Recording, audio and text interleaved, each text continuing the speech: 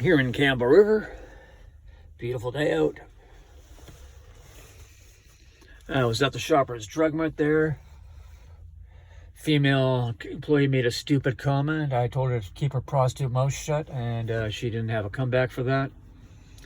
Go to the back, talk to the pharmacist. The female white pharmacist I was dealing with at the counter seemed competent, and the advice she gave was good, which is fine. Most unattractive immigrant dude in the town was behind the counter making all sorts of comments about this, that, and the other thing. He got into an argument with a female Indo co-worker when he said HAJ doesn't exist, and she just laughed at him and said it was the stupidest comment ever. The white other female at the back was talking about Chris Colbeck, my old manager at DSO. All I know about that dude is his company shorted me 16 times on my paycheck. And they never paid me my final paycheck correctly, so I hope his cancer comes back and finishes him off. I've seen pictures of him before and after cancer, and there's a different human being. His company routinely violated WorkSafe BC rules, and they would, managers, some of them, Colette Babinski and Tony Beck, for example, would lie to the WorkSafe BC inspectors, etc. Violation of the safety regulations for warehouses were routine. For example, we were moving 3 pallets at once. Ordered to, like, you're going to be fired if you don't do it. So, of course, things would topple and stuff. I saw Jan Koza drop a big load, and he was the forklift instructor.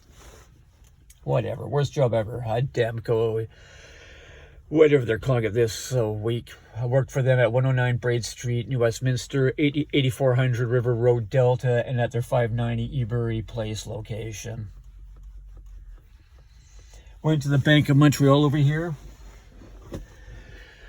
To all the employees at the actual bank teller desks were non-white people. The man I ended up dealing with had no name tag, and the other guy who had a black and white sweater type shirt, he had no name tag. He was saying, I'm not a Wally tough guy. Like, I lived in Wally for several years. I can honestly say I'm never lost a fight in Wally. I will never ever say I'm a Wally tough guy. I never once got in a fight in a Wally bar, just my luck. I used to drink at the Dell with the peeler bars, Poncho and Lefties. The only time I got punted out of a Wally bar, the biker bouncer said, that's it, you've had too much. Okay, fine. And he had a point, I probably did. Although I snapped out of it when I got outside. That bowling lane place where the washrooms have no stall doors on them. You know, I drank there a few times. I liked the music. I didn't hang around the bowling lane. Ex-convicts, and the bartender, one of the female bartenders, only had one arm. And that sums up a lot of Wally. My best friend lives there.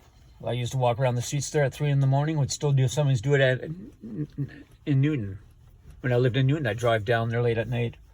John Boulevard Park there is quite nice. I wish I'd known about it when I lived there. The famous Wally House of Horrors crack shack where people died. I didn't even know it existed until it made the media. I remember one house, someone spray painted on it, H.A. Pimps Out Wally Girls. So anyways, I said some black sweater guy says Greg doesn't want to hang out with Leaf and Tam. Leaf and Tam is my classmate from high school. Last saw or heard about her when we were all 16. I've met 8 people in the last 5 years from those high school days. None of them ever mentioned Leaf and Tam at all. I didn't bring it up either because there was no reason to. Like, her best friend was Katie Kennedy. If anyone cares, I've contacted Katie Kennedy a few times over the years, and Susan Barkas, her friend from back then. Always careful to word it. If you're not interested, don't worry about it. Don't worry about it at all.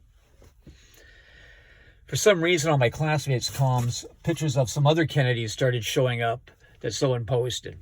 So whatever that is. I saw Katie and Susan at the number 3 road bus shelter. They're the main one back in the day. And she had some big biker boyfriend. By big, I mean like a 23-year-old big dude. So I hope it worked out for him. I know Katie and Lee Finn went to a cruise, I think it was to Hawaii or Alaska together. It was paid for by Lee Finn's parents. And that's the last I ever heard about Lee Finn Tam. This would have been about 1983. The guy I dealt with at the bank teller was telling me the people at Motorcrest were AOA. I don't know what Motorcrest is. Ocean Crest Motel in Qualicum Beach, they were pretty consistent. Anyone there at the staff, what their gang was, to say HA or Surrey HA. Although the old maid there, sometimes she would say that HAJ is evil, or HAJ says I'm a dip, or my gang now is East Van. I saw her car and RB6235, a black pickup truck, come in opposite directions behind the close for the early morning D's pub there. And they briefly talked, and then they left in the same direction down the Island Highway. Other than that, I never saw any of the staff, any of them, or the lady in 102 who used to eat with them, ever intermingling with anyone else in the town.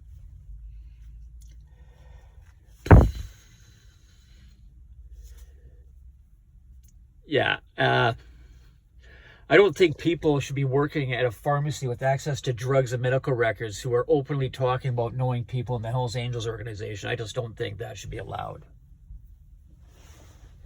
And since when do bank tellers not have name tags? Oh, and the one guy made a point of saying, our set's legit.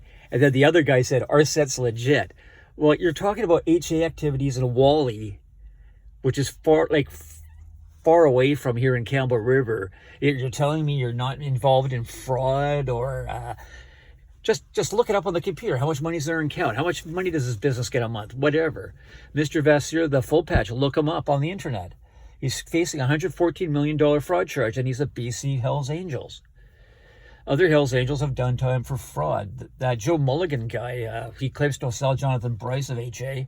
Besides being a convicted rapist, he used to talk about doing frauds at work there when we were working at Vertical to Best Personnel.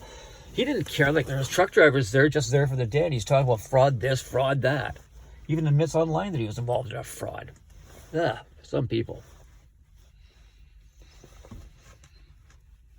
One of the customers in the bank lineup said quite loudly that the local cops here don't know anything about HA. Okay, well, I don't have a clue about the local cops.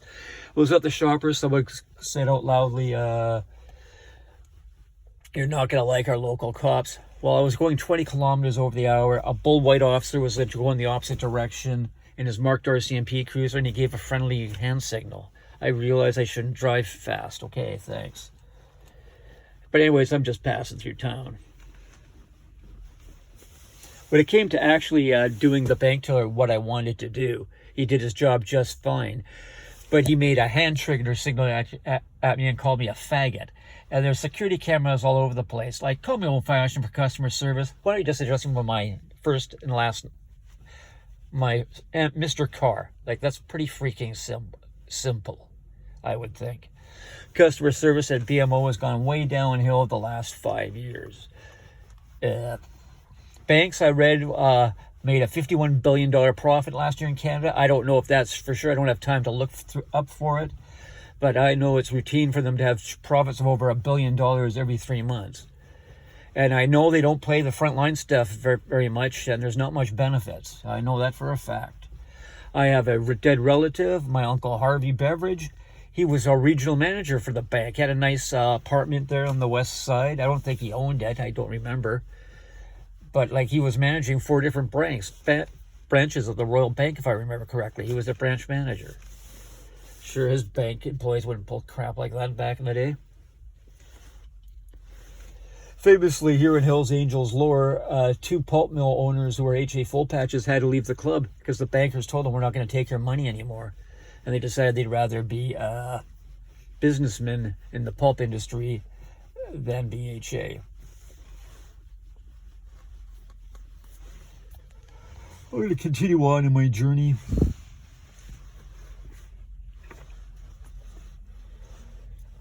And if you're bored, you can look up Joe Mulligan's Facebook page. 22,800 plus friends. He'll post about 6 or 7 things a day and not get a single love vote.